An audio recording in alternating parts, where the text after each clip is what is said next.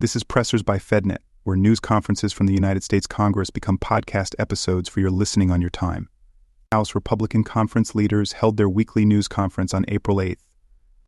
Conference Chair Lisa McClain spoke first about the March jobs report, followed by Majority Whip Tom Emmer, Majority Leader Steve Scalise to discuss the budget process, and Speaker Mike Johnson. Johnson was asked about tax proposals in the fiscal 2026 budget resolution, relief from California wildfires, and an effort to stop using fluoride in municipal water. The following material is protected by copyright. Good morning. I know the weather's going to get warm here at some point. Good morning, and hope you all are doing well. House Republicans and the American people trust President Trump. His policies, which put Americans first, will deliver the strongest economy in the world. For far too long, American workers have been taken advantage of. And President Trump has made it clear, we will no longer put American workers at an unfair advantage. Imagine starting a football game 2 touchdowns behind. Or imagine being Houston and starting with a 25-point lead. Perhaps they would have won the game last night, right?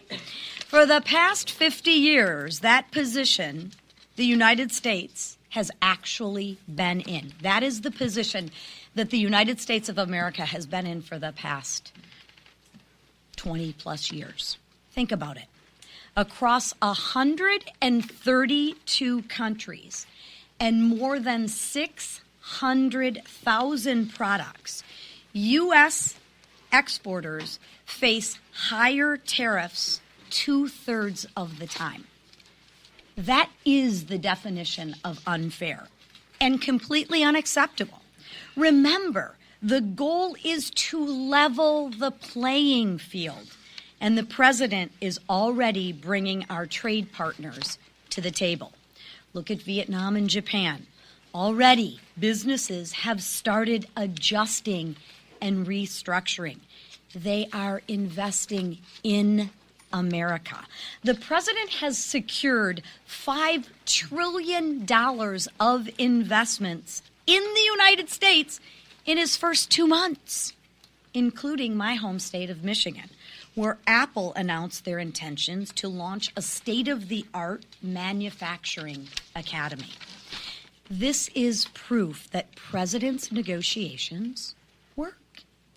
And high-paying, skilled manufacturing jobs will follow these investments to America. Just look at the job numbers from last week. Payrolls increased by 228,000. Payroll increased by 228,000 jobs in March. That was 88,000 more than forecasters had expected. And according to the private sector employment report, in March, 21,000 new jobs were added in manufacturing. Something unimaginable a year ago. Look, the reality is Biden left behind a broken economy, and the status quo won't fix it. No one should fault President Trump for trying unconventional ways to get us out of this mess, because that's what it's going to take. House Republicans know that President Trump's long-term strategy will pay off. Now, changing gears and moving on to this week in our work to advance President Trump's agenda, Americans expect us to do our job. This week, we need to pass the SAVE Act and secure our elections. Stop rogue judges from stalling President Trump and the American people's agenda. Reverse Biden's disastrous policies and advance our One Big Beautiful Bill, which will help get our economy back on track again and give our markets some certainty. And we said this from the get-go. There may be growing pains, but House Republicans are unified behind our common goal to deliver on the mandate that the American people gave us. And now I will turn it over to the man who will help do that, which is our whip, Tom Emmer. How about that, Alex Ovechkin? Oh, wrong group. Sorry. President Trump's multi-pronged economic strategy to renew the American dream demands congressional action. The stakes are high. House Republicans must work in tandem with President Trump to deliver the agenda that 77 million Americans sent here to enact. This includes renewing President Trump's successful tax policy in order to give Americans the financial certainty and prosperity they deserve. In addition to the administration's historic actions to secure nearly $5 trillion in investments and trade commitments and a massive deregulation campaign. House Republicans must also ensure the continuance of the 2017 Trump tax cuts through reconciliation. We're excited, by the way, to host U.S. Treasury Secretary Bessent later today for a roundtable to address the importance and urgency of getting this done. Remember, the Senate version of the budget resolution does not prevent the House from achieving the goals we set for ourselves earlier in this process. In fact, it doesn't mean a thing to the House. We will continue to advocate for the final reconciliation bill to include historic spending reductions while protecting essential programs. But we must act now to bring the process to moving the America First agenda on track. The American people are hungry for economic prosperity. They were denied for 4 long years under Joe Biden and Kamala Harris. Together, the Republican trifecta can deliver that prosperity and return hope of financial freedom to every American. The work ahead will not be easy, but we will get it done. Failure in Congress could mean failing President Trump and the American people, and that is not an option. With that, I turn it over to our leader, Mr. Scalise. Thank you, Whip. This is a really important week, not just in the House, but for the ability for Congress to join with President Trump and deliver on that agenda that we all ran on. We all know what President Trump said at his rallies, talking about getting America back on track, securing the border, locking in tax rates, no tax on tips, producing more energy in America, getting rules and regulations under control. All of those things are in this one big, beautiful bill that we have been focused on for more than a year in the House. But President Trump's not the only one that ran on all of those objectives. We did too. House Republicans ran on those same things. We need to follow through now and get the job done. And nobody said it would be easy. It wasn't easy to get the budget passed a few weeks ago. Some, in fact, not necessarily saying anybody in this room, but some said the bill might not pass. And yet we passed the bill without a vote to spare because we know our margins are narrow. But our commitment is firm on getting this done because, as the whip said, failure is not an option. And so today is no different where we are than where we were the same week that we passed the budget over a month ago. There are members that have questions. That's not a surprise. On any big bill we've dealt with, going back to 2017, when we did the Tax Cuts and Jobs Act, there were members who had questions, and our job is to continue answering those questions while moving the ball forward. But it's critical that we advance this agenda, that we don't delay, because passing the budget doesn't end the process. It starts the reconciliation process. We can't even begin reconciliation until the budget's done.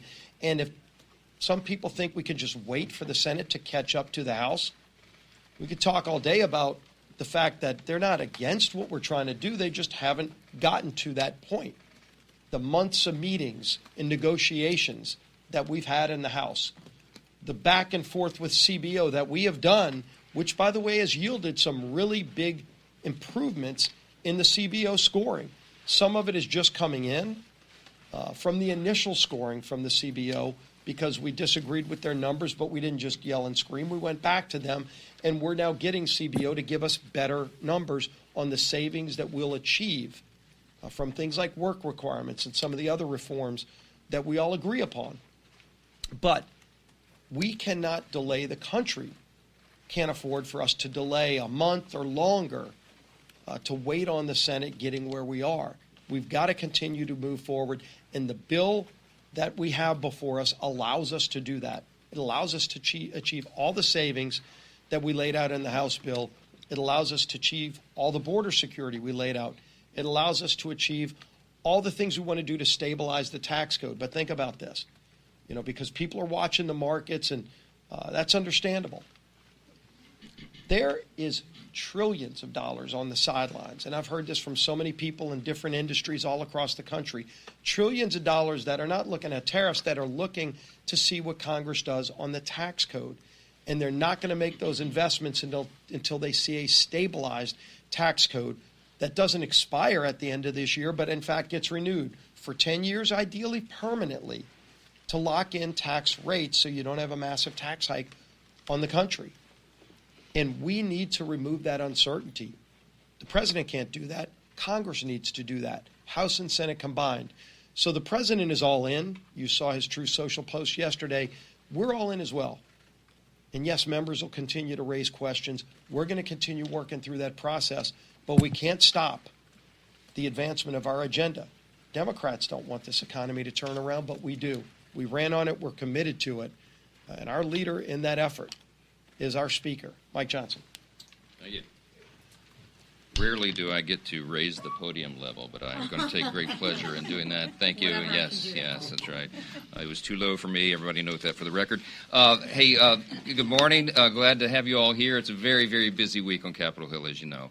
We had a great boost of excitement in the Republican conference meeting this morning. We welcomed our 2 new members from Florida. We were delighted to win those seats handily, and so Congressman Jimmy Patronis and Randy Klein join us. We got them on their committees, and they are joining the team. That team is going to be very busy. As you heard, the recount of sort of what we're going to be working on over the next few days here. Between now and Thursday, the House is going to pass some really important legislation. We'll ensure that only American citizens decide American elections, as you heard. We're going to prevent activist judges from issuing these unconstitutional nationwide injunctions and legislating from the bench, which has become a real problem. And we're going to roll back 2 burdensome Biden-era CFPB rules. This is all common sense issues, and they're things that make sense to the American people. Let me talk about the SAVE Act very briefly. You've heard some about this already. Polling shows that nearly 90% of the American people believe that proof of citizenship should be required to vote. There are few issues in American politics that enjoy that level of bipartisan support. This should pass with a massive bipartisan margin, but watch, it won't. The Democrats are contorting themselves into a pretzel trying to justify some sort of vote against this. Last year they argued we were too close to a federal election to make voting changes. And then they said that non-citizens don't actually vote. And then they said the SAVE Act will somehow result in voter suppression. All that was total nonsense. Now they're claiming that the SAVE Act disenfranchises married women who change their last names. I mean, it's absurd. What they're trying to do is protect the ability of non-citizens to participate in our elections. Plain and simple, that's what this is about. And we know it's a crisis because the last administration, as we all well know, opened the border wide, and we had, by some counts, 20 million illegal aliens come into the country, right? There's no mechanism in federal law, in current law, that requires states to prove citizenship. So even though it is currently against the law, only U.S. citizens should decide U.S. elections, there's no way to make sure that's actually happening. So the SAVE Act is so critically important. It follows common sense, and the American people are with us. The Democrats, I predict, will not be, and they're going to have to answer for that. Let me talk about reconciliation. You heard a lot about this. This is the mechanism that we have to advance the Trump agenda in a big way and deliver results to the American people, all those who voted for these big changes. And this week, we're working in the House to advance the Senate's amendment to our budget resolution, as you know. Just to recount this, we've been working on this for over a year. We started this process well before most of the people in this room agreed with us that we would have this moment of unified government where we would have Republican majorities in the House and Senate, and, of course, the White House as well. And so we started that process. I want to make 4 important points about the Senate's amendment to our House resolution. Number 1, the budget resolution is not the law. Okay, all this does is it allows us to continue the process, begin drafting the actual legislation that really counts, and that's the one big, beautiful bill. Number 2, the Senate amendment makes no changes to the reconciliation instructions that we put into the budget resolution. So our objectives remain intact. Number 3, any final reconciliation bill has to include historic spending reductions that we included in our resolution, while also safeguarding essential programs.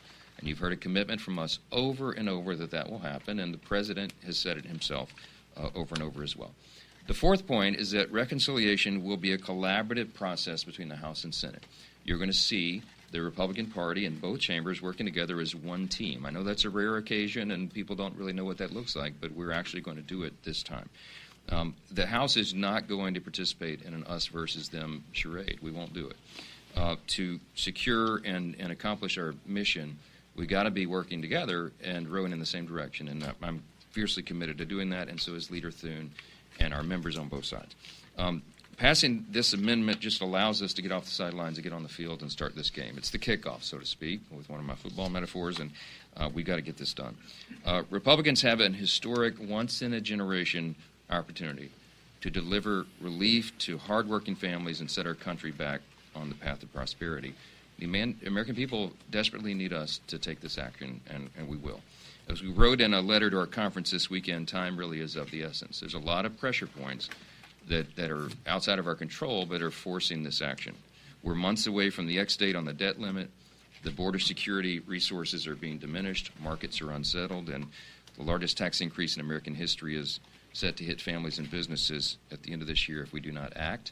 And for all those reasons, we have no luxury of complacency, and we really don't have time to dither on this thing. So we'll be moving that forward, and you'll see that action this week. Okay, with that, I'll take a few questions. Mr. Speaker.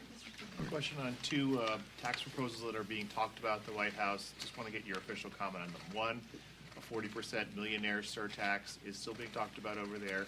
What's your opinion on that? And the second is an export tax credit to help those who are facing, such as in China, retaliatory tariffs. What are your thoughts on those? Well, look, I'm not going to comment on specific proposals because there's hundreds of them on the table right now, and I don't want to put my thumb on the scale. I mean, generally, we're trying to reduce taxes around here, so that's a general principle. But we'll have to see. We've got a lot of great ideas. The formulation that we'll try to work on and complete over the coming weeks, the next several weeks, few weeks, I hope, maybe several weeks, is to get to the point of consensus on all of those different factors and finding the level that will not only, as I said, reduce spending and change the debt trajectory for the country, but also protect our essential programs, and I'm convinced that we can do both. So, yes, sir. You mentioned resources for border security. In yesterday's Supreme Court ruling on the Alien Enemies Act, the justices unanimously reaffirmed migrants' rights to a hearing before removal.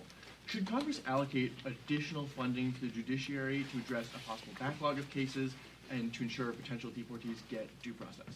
Well, due process is an important principle, and of course we support that, and we have to give Customs and Border Patrol agents and everybody involved in the process the resources they need to get the job done. It does require additional resources because we have so many people to process because the last administration opened the border wide, and it's a serious crisis. And I think that was top of mind for most of the people who voted in this last election.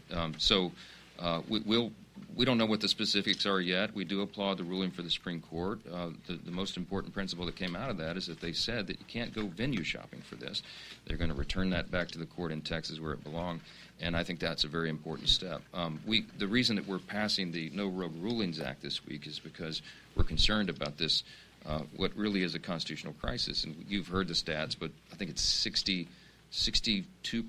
or 64% of all the injunctions, national injunctions that are issued against a president or against Donald J. Trump over the last several decades, and 90% of those or something were issued by judges that were appointed to the federal bench by Democrat presidents. I mean, it just looks on its face to be a serious issue, and Congress has to address it. And so Congressman Darrell Iss's bill is a really good measure to take some control in that area, and we're looking forward to that development. Yeah, Mr. Speaker, I wanted to ask you, it's been 3 months since the wildfires in Los Angeles. I know Governor Newsom sent your office a letter asking for additional funding. Have you been able to review that letter? Can you tell us a little bit about where those discussions stand on that funding? Well, look, the California wildfires is something that it's a request for supplemental emergency spending, and all of this is kind of wrapped together in all of the deliberations we're we're making right now. Reconciliation is the most immediate and urgent thing on our plate, but we can walk and chew gum at the same time. I'll tell you that there's some internal discussion about it, but it hasn't advanced yet, but stay tuned on that. So. Mr. Speaker. Second row, yes, sir.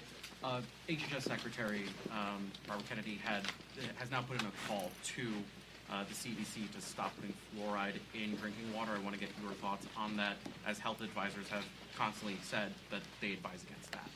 Yeah, it's an interesting issue. I don't profess to be an expert in chemistry. I do constitutional law primarily, but I'll tell you that I think it deserves, from what I've read and from what I understand, it deserves real evaluation. There's a concern that it may be having a negative effect on the health of children, and obviously we have an obligation at the federal government level to look into that. So I'm as interested as you are. I don't have the answers, but I think it's one that the question has been begged and it needs to be addressed. So, thank you. Thank you, Speaker.